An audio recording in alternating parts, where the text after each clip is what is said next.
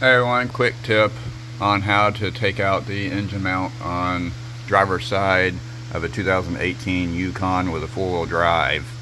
You can't get it out from underneath without doing a lot of work. The best way that I found to do it is take the 3 bolts off your exhaust manifold up there. If they haven't been off lately, put some lubricant on them, let them set so that you can unseize them. If they have been off lately, then you can should be able to just take them right off. So that's going to be the first step. Now you're going to want to disconnect the steering shaft. There's a bolt down there and one up here. Go ahead and mark it like I have with the blue lines. Go ahead and remove those 2 sections and then take that completely out. Make sure that whenever you take your steering shaft loose, you keep track of where your wheels are, because I did turn the wheel with the steering shaft off, but you want to make sure to line up your steering wheel, line up your wheels, take the steering shaft off, then you can turn your wheel and don't turn the steering shaft. So then whenever you reassemble it, you straighten your wheel back up and then put the center section back on, and then that way everything stays aligned. Then you're going to be taking out the exhaust manifold. Now it's going to be easiest if you take the spark plug wires out. The heat shield doesn't have to come out, but you can remove it to give you a little bit more wiggle room to remove the manifold. On your dipstick, it may come loose whenever you take the manifold off, but it's going to have to come out of the hole for you to remove it. Okay, so as you can see here, once you get the exhaust manifold out, you have plenty of room to get to the engine mount right here. Now I'll take the 3 bolts off from the frame first, and then I'll lift the engine up some. All right, right here you see where I have the jack and the block of wood. I basically have it where the engine meets the bell housing on the transmission. That's where I'm lifting it from.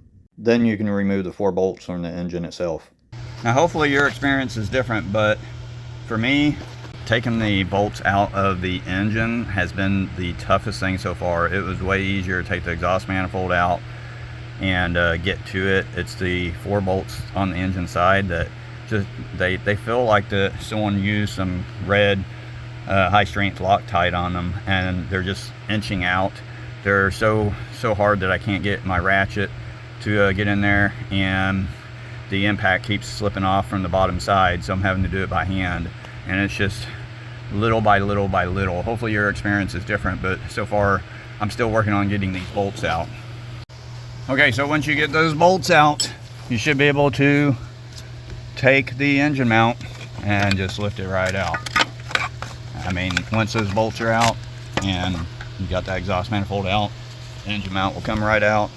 One of the things I need to point out is that whenever the old mount came out, the engine was lifted a little bit, made it better to access some of the bolts, but whenever you put the new one back in, it's not going to be loose like the old one was. It's going to be nice and tight, so you're going to need to set the new mount down into the frame and get it set where it needs to be, then lower the engine down some in order to get the bolts back in. Anyways, everyone, thanks for watching the video today. If you haven't already, please hit that subscribe button for me. Like it, share it. Let me know what you think in the comments below. Stay tuned for more videos, and I'll see you in the next one. Thanks for watching again, everyone.